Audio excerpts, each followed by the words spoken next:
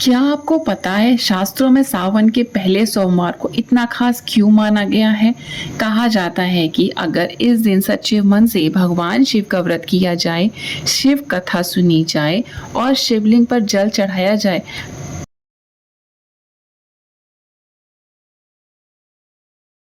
तो भगवान भोलेनाथ जल्दी प्रसन्न होते हैं। लेकिन बहुत कम लोग जानते हैं कि पहले सोमवार की व्रत कथा क्या है और इस कथा को सुनने का इतना बड़ा महत्व क्यों बताया गया है।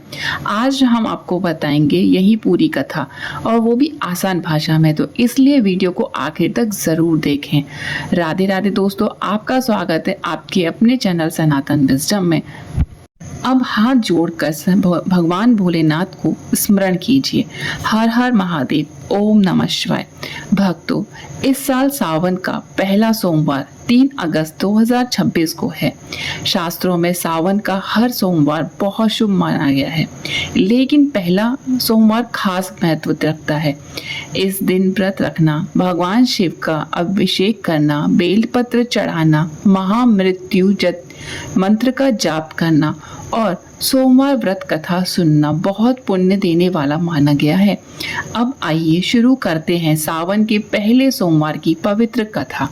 बहुत समय पहले एक नगर में एक बहुत बड़ा साहूकार रहता था। उसके पास धन दौलत की कोई कमी नहीं थी।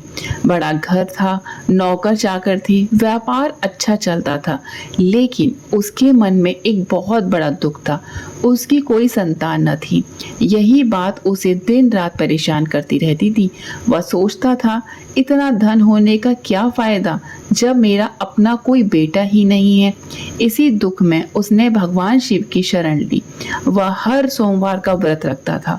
सुबह स्नान करके शिव मंदिर जाता, भगवान शिव का जलाभिषेक करता, बेलपत्र चढ़ाता, दीपक जलाता और पूरे मन से प्रार्थना करता, हे भोलेनाथ, मुझे एक संतान का सुख दे दीजिए। ऐसे ही कई साल बीत गए, लेकिन साहूकार ने भगवान शिव की पूजा कभी नहीं छोड़ी। उसकी भक्ति देख एक दिन माता पार्वती जी भी बहुत प्रसन्न हुई। उन्होंने भगवान शिव से कहा, स्वामी, यह आपका इतना बड़ा भक्त है, इतने सालों से आपकी पूजा कर रहा है, क्या इसकी मनोकामना पूरी नहीं हो सकती? भगवान शिव मुस्कुराए और बोले, देवी, इस संसार में हर इंसान को उसके कर्मों के अनुसार फल मिलता है। इसके भाग्य में संतान सुख नहीं लिखा है। लेकिन माता पार्वती जी ने फिर भी कहा, प्रभु, भक्त पर दया करना भी आपका ही स्वभाव है। अगर आपका सच्चा भक्त ही खाली हाथ लौट जाए तो उसका विश्वास कैसे बने रहेगा? माता पार्वती की बात सुनकर भगवान शिव ने कहा, ठीक है, मैं इसे पुत्र का सुख देता हूँ, लेकिन इसकी आयु सिर्फ 12 साल की ही होगी। ये सारी बातें मंदिर में पूजा कर रहा साहूकार भी सुन रहा था।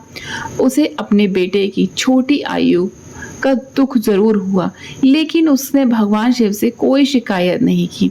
उसने पहले से ही भी ज्यादा श्रद्धा के साथ उनकी पूजा करना शुरू कर दी। कुछ समय बाद भगवान शिव की कृपा से उसके घर में एक सुंदर पुत्र का जन्म हुआ।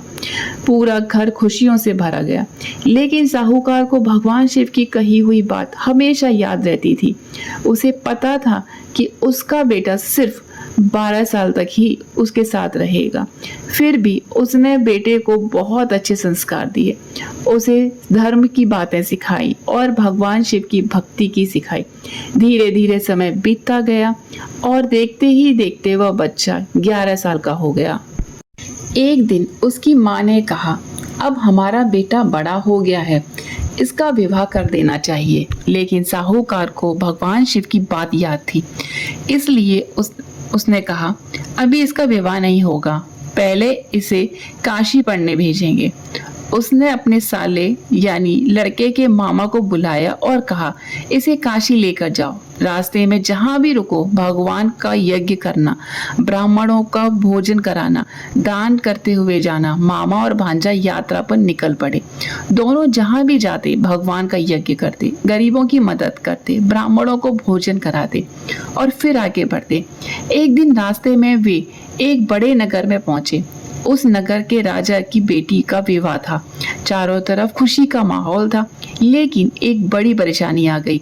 जिस राजकुमार की बारात आई थी वह एक आंख से काना था। उसके पिता को डर था कि अगर लड़की वालों को यह बात पता चल गई तो शादी टूट जाएगी। तभी उनकी नजर साहूकार के बेटे पर पड़ी। वह बहुत सुंदर, तेजस्वी और संस्कारी दिखाई दे रहा था। राजा ने सोचा, अगर कुछ देर के लिए इसे दूल्हे की तरह बिठा देता हूँ तो किसी को शक भी नहीं होगा। उन्होंने लड़के और लड़के के मामा से विनती की। मामा ने सोचा किसी का घर बस जाए तो उन्होंने हाँ कर दी। साहूकार के बेटे ने को दूल्हा बनाकर कपड़े पहनाकर उसे घोड़ी पर बिठाया और पूरे सम्मान के साथ बारात निकाली। विवाह की सारी रस्में भी हुई, उसी पर पूरी कार्रवाई करते रहे। लेकिन साहूकार का बेटा बहुत ईमानदार था। उसे लगा कि राजकुमारी के साथ धोखा हो रहा है। विदा से पहले उसने चुपके से राजकुमारी की चुनरी पर लिख दिया, तुम्हारा विवाह मेरे साथ हुआ है। जिस राजकुमार के साथ तुम्हें भेजा जाएगा वह असली दूल्हा नहीं है। मैं काशी पढ़ने जा रहा हूँ। जब विवाह पूरा हुआ और विदाई का समय आया तो राजकुमारी ने अपनी चुनरी पढ़ी, सारी बात समझ गई। उसने साफ कह दिया, मैं इनके साथ नहीं जाऊंगी, मेरा विवाह इनसे नहीं हुआ है। राजा ने जब पूरी बात सुनी तो उसने अपनी बेटी की विदाई रोक दी। बारात बिना दुल्हन के वापस लौट गई। उधर साहूकार का बेटा और उसका मामा अपनी यात्रा पूरी करके काशी पहुंच गए। वहां लड़का पढ़ाई करने लगा, साथ ही भगवान की पूजा भी कर रहा था। धीरे धीरे समय बीतता गया। अब वह दिन भी आ गया जब उसकी उम्र ठीक 12 साल पूरी होने वाली थी। उसी दिन मामा ने एक बड़ा यज्ञ रखा। यज्ञ शुरू होने से पहले लड़के ने अपने मामा से कहा, मामा जी, आज मेरी तबीयत कुछ ठीक नहीं लग रही है, मैं थोड़ा आराम कर लेता हूँ। मामा ने कहा, बेटा तुम अंदर जाकर सो जाओ, मैं यज्ञ पूरा कर लेता हूँ। लड़का कमरे में जाकर लेट गया। कुछ देर बाद ठीक वैसे ही हुआ जैसा भगवान शिव ने कहा था। उसके प्राण निकल गए। जब मामा अंदर आए तो उन्होंने देखा कि उनका भांजा बिल्कुल शांत पड़ा है। उनके पैरों तले जमीन खिसक गई। रो रो कर उनका बुरा हाल हो गया। लेकिन उन्होंने सोचा, अगर अभी मैं रोने लगा तो यज्ञ अधूरा रह जाएगा, पहले भगवान का काम पूरा कर लेता हूँ। उन्होंने आंसू रोक लिए, पूरा यज्ञ शांत मन से समाप्त कराया। ब्राह्मणों को भोजन कराया, सबको विदा किया और उसके बाद अपने भांजे के पास बैठकर फूट फूट कर रोने लगे। उन्हें समझ नहीं आ रहा था अब वे साहूकार को क्या जवाब देंगे। इधर मामा रो रहे थे। उसी समय संयोग से भगवान शिव और माता पार्वती वहां से गुजर रहे थे। माता पार्वती ने रोने की आवाज सुनी। उन्होंने भगवान शिव से कहा, स्वामी कोई बात दुखी है, चलिए देखते हैं। दोनों वहां पहुंचे। माता पार्वती ने देखा कि एक युवक मृत पड़ा है और उसका मामा उसके पास बैठकर रो रहा है। माता पार्वती का हृदय दया से भर गया। उन्होंने भगवान शिव से कहा, प्रभु यही तो वो लड़का है जिसे आपने उस साहूकार को दिया था। भगवान शिव बोले, देवी इसकी आयु पूरी हो चुकी है, जो मैंने पहले कहा था वही हुआ है। लेकिन माता पार्वती ने फिर विनती करी। उन्होंने कहा, प्रभु उस साहूकार ने पूरे मन से आपकी भक्ति की, कभी आपकी पूजा नहीं छोड़ी। अगर आप इसका इकलौता बेटा चला गया तो वह उसकी पत्नी यह दुख कैसे सह पाएंगे। आप दयालु हैं, अपने भक्त पर कृपा करिए। माता पार्वती की बात सुनकर भगवान शिव प्रसन्न हुए। उन्होंने लड़के के सर पर अपना हाथ रखा और कहा, उठो पुत्र, तुम्हें नया जीवन मिलता है। इतना कहते ही लड़के के शरीर में फिर से प्राण आ गए। उसने धीरे धीरे आंखें खोली और भगवान शिव के चरणों में गिर पड़ा। मामा ये चमत्कार देख रोने लगा, लेकिन इस बार दुख से नहीं, खुशी से।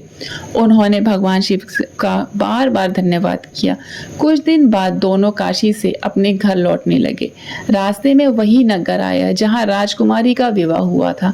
राजा को जब पता चला कि वही युवक आया है तो उसने तुरंत उसे महल में बुलाया। राजा ने सम्मान के साथ कहा, बेटा मेरी बेटी का विवाह वास्तव में तुम्हारे साथ हुआ था।